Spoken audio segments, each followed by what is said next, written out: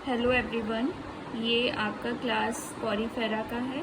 इसमें पॉरीफेरा के बारे में हम डिटेल में पढ़ाई करेंगे। सबसे पहले पॉरीफेरा फाइलम के बेसिक कैरेक्टर्स हम देखेंगे। इस फाइलम में जितने भी ऑर्गेनिजम्स हैं सब पोर बियरिंग ऑर्गेनिज्म है, यानी सारे ऑर्गेनिज्म की होल बॉडी में छोटे छोटे पोर्स पाए जाते हैं। मोस्ट प्रिमिटिव फाइलम है ये एनिमल किंगडम का। हमें मालूम है कि सबसे पहले जब एनिमल्स का ओरिजिन अर्थ पे हुआ था तो वो वाटर के अंदर आए थे। तो ये फर्स्ट ऐसे एनिमल्स हैं जो हमें वाटर में देखने को मिलते हैं। इसके बाद ये एक्वेटिक होते हैं जिनमें मोस्टली मराइन स्पीशीज़ होती हैं इसकी, और कुछ इसकी फ्रेश वाटर में स्पीशीज़ हमें मिलती हैं। ये ऐसे एनिमल्स हैं जो अपनी जगह से नहीं मूव करते, इसलिए हम बोल सकते हैं कि ये कैसे हैं, सेसाइल हैं, यानी कि ये अपनी जगह पे ही रहते हैं, चल नहीं सकते।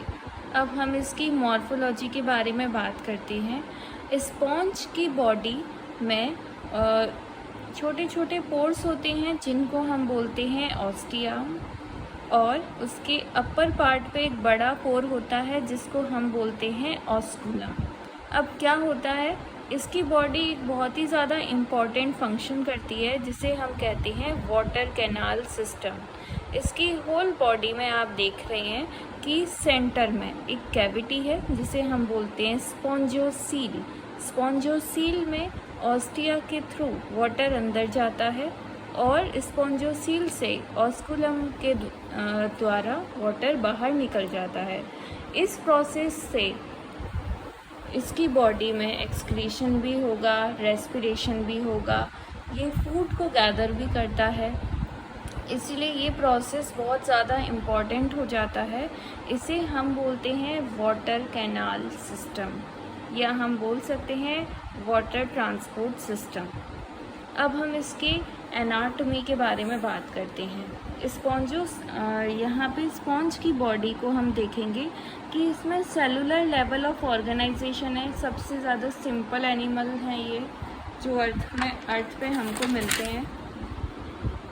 हम देख रहे हैं कि इसकी जो आउटर मेम्ब्रेन है उसमें सेल्स होती हैं दो तरह की, जिसमें आप देख रहे हैं कि ये वाली जो सेल्स हैं इनको हम बोलते हैं पिनेकोसाइट, और बीच बीच में ये जो आपको लॉन्गिट्यूडनल सेल दिख रही हैं इनको हम बोलते हैं पोरोसाइट। इन दोनों को मिला के हम बोल सकते हैं कि यहाँ पर पिनेकोडर्म की एक लेयर है। अब हम देखेंगे इसके अंदर वाली जो लेयर है वहाँ पे इसका एंडोस्केलेटन होता है जो स्पाइक्यूल्स और स्पॉन्जिन फाइबर का बना होता है। स्पाइक्यूल्स यहाँ पे कैल्शियम कार्बोनेट और सिलिका के बने होते हैं, जबकि स्पॉन्जिन फाइबर प्रोटीन का बना होता है। अंदर यहाँ पे क्वेनोसाइट होते हैं। क्वेनोसाइट एक सेल है जिसमें अंदर की तरफ फ्लैजिला लगे होते हैं, और फ्लैजिला का काम है चीज़ों को अंदर की तरफ धकेलना। तो यहाँ पर हम देख रहे हैं कि पिनेकोडर्म और क्वेनोसाइट के बीच में जो लेयर है वहाँ पर ये जो है नॉन सेलुलर लेयर है, इसको हम बोलते हैं मीजोहाइल। ये यहाँ पर ये जो एंडोस्केलेटन बना है इसमें अमीबॉइड सेल्स होती हैं। ये साइड वाली लेयर से मिलकर बनी होती हैं। इनमें कई तरह की सेल पाई जाती हैं जिसका नाम है आर्कियोसाइट। आर्कियोसाइट टोटीपोटेंट सेल होती है जिससे आगे चल के न्यू ऑर्गेनिज्म बनता है। ऐसी सेल को हम टोटीपोटेंट सेल कहते हैं।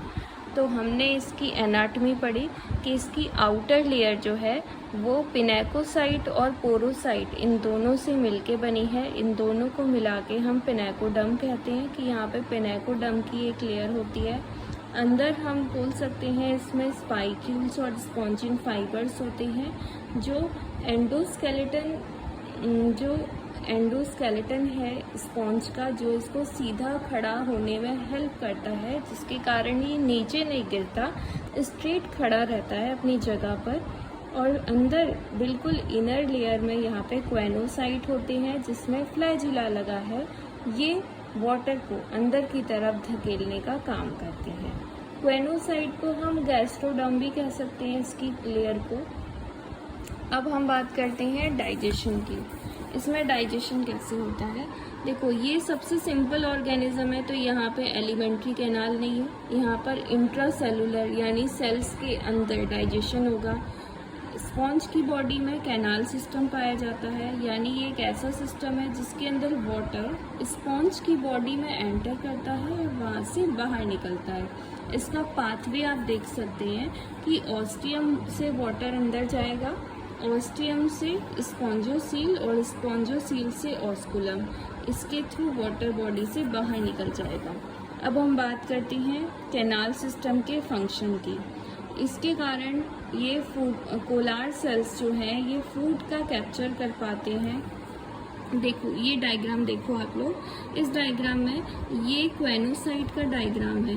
इसमें ऊपर की तरफ ये कोलार माइक्रोविलाई बनी है जिन पर म्यूकस अटैच रहता है। ये म्यूकस फूड को गैदर करने में हेल्प करता है। जब वाटर अंदर आता है स्पॉन्ज की बॉडी में तो उसके साथ फूड पार्टिकल्स भी आते हैं जो म्यूकस के साथ अटैच हो जाते हैं और इससे ये फूड को गैदर कर लेता है।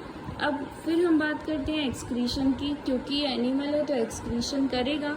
यहाँ पर NH3 अमोनिया निकालता है। ये रेस्पिरेशन, रिप्रोडक्शन ये भी कैनाल सिस्टम के कारण ही इसकी होल बॉडी में हो पाता है। अब हम बात करते हैं इसकी रिप्रोडक्शन की। रिप्रोडक्शन यहाँ पर एसेक्सुअली होता है फ्रेगमेंटेशन से।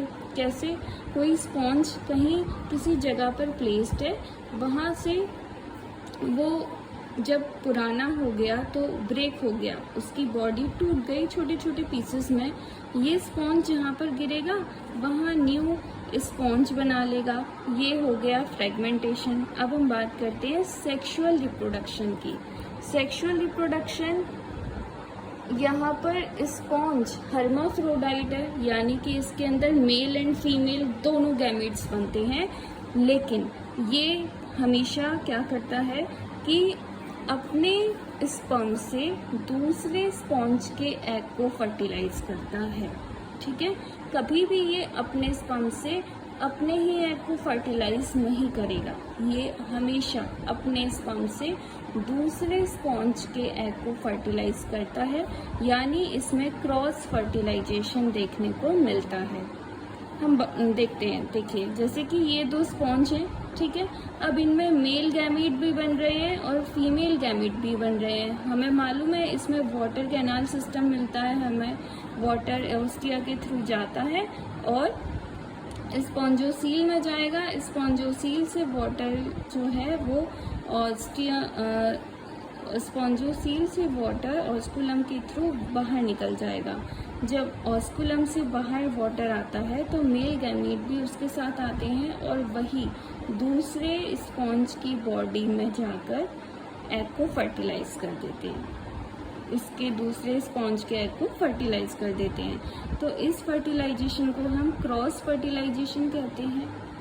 ठीक है, अब हम बात कर सकते हैं यहाँ पर इंटरनल फर्टिलाइजेशन होता है। यहाँ पे स्पॉन्ज की बॉडी के अंदर एग फर्टिलाइज हो रहा है तो हम कह सकते हैं कि यहाँ पे इंटरनल फर्टिलाइजेशन है। फर्टिलाइजेशन के बाद फ्री स्विमिंग लार्वा बनता है, यानी आप देख रहे हैं कि एडल्ट स्पॉन्ज सेसाइल है जो अपनी जगह से मूव नहीं कर सकता, लेकिन इसका ही फ्री स्विमिंग लार्वा डेवलप होता है। फर्टिलाइजेशन के बाद कुछ समय तक ये वाटर में फ्रीली स्विम करता है और फिर एक प्लेस पर जाकर ये अटैच हो जाता है। इसमें इनडायरेक्ट डेवलपमेंट होता है, यानी कि फर्टिलाइजेशन के बाद पहले लार्वल स्टेज आएगी, इसके बाद स्पॉन्ज आगे डेवलप होगा, इसलिए हम कहते हैं कि यहाँ पे इनडायरेक्ट डेवलपमेंट है। इसके एग्जाम्पल्स हैं Sycon, Scypha, Spongilla, fresh water sponge, Euspongia, bath sponge. आजकल हम अपने घरों में नहाने के लिए जो स्पॉन्ज यूज़ करते हैं, स्पॉन्ज इसी टाइप का होता है, लेकिन ये वाला नेचुरल स्पॉन्ज है। हमारे घरों में जो हम स्पॉन्ज यूज़ करते हैं वो आर्टिफिशियल स्पॉन्ज होता है। अब हम एसेक्सुअल रिप्रोडक्शन का एक पॉइंट मैं आपको बताना भूल गई थी, जो मैं आपको फिर से बताना चाहती हूँ।